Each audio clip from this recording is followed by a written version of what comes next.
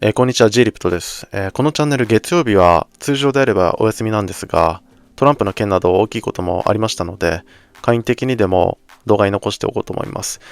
このチャンネルの動画はコインポスターの提供でお送りしております。コインポスターが主催するアジア最大級のブロックチェーン Web3 カンファレンス WebX が今年も日本で開催されます。開催日は8月28日から29日、東京のザ・プリンスパークタワー東京で開催されます。先日のオードリー・タンの参戦に続いて、日本から岸田首相やスティーブ・アオキ氏の参戦も決まりまして、また最近ではタクシー50台によるサイドイベントまでの無料送迎も決まりまして、また話題になっております。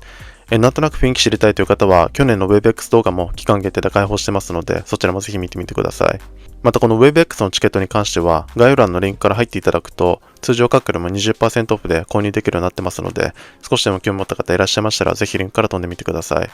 まずトランプの暗殺未遂事件ですよね。7月13日のトランプの演説中に銃声が鳴りまして、トランプは幸い命を落とさずに済んだんですけども、右耳負傷で出血しているのが確認されました。その後退場する際に負傷しながらも右手を大きく掲げてアピールしたことで支持率が大きく上昇したのが話題になりましたね。犯人はその場で射殺されて、一応表では解決したかのように見えるんですけども、世間ではトランプ共和党陣営の自作自演なんじゃないかとか、犯人が過去にブラックロックの映像に映っていたことからリベラル、民主党、ブラックロックやロスチャイルド、ユダヤ系列の仕業なんじゃないかとか、様々なことが囁かれています。これも結局真相は闇の中のまま選挙戦に進むと思うんですけども、トランプが支持していたビットコインはトランプの生還が確認された後ずっと伸び続けてますよね。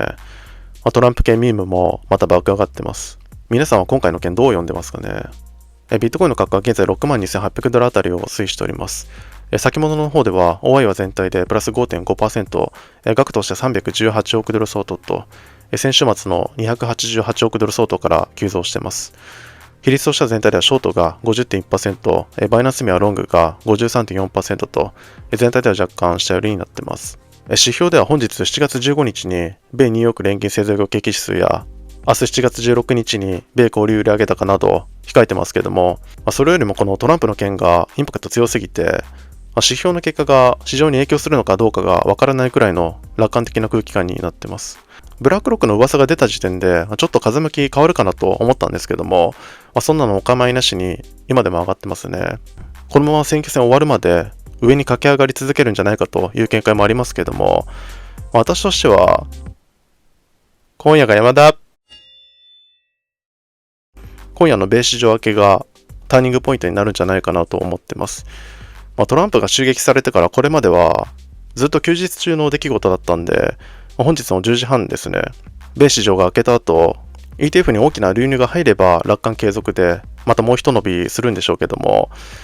開けたあたりで今まで盛り上がってた分冷静に調整に入る可能性もありますよね。トランプの件がある前の先週末までは利下げ期待の終わりから市場全体調整ムードでしたから、それを引きずるようであればまた調整入ってもおかしくないなと思いましたね。チャートだけ見たら先週末58,000だったのがもう62,000の攻防を超えてますけども、抵抗を抜けきれてない形になってます。とにかく本日の米市場明けどうなるのか注目ですね。今日はこのところですが、何かありましたらコメントいただけるとありがたいです。よければチャンネル登録とグッドボタンよろしくお願いします。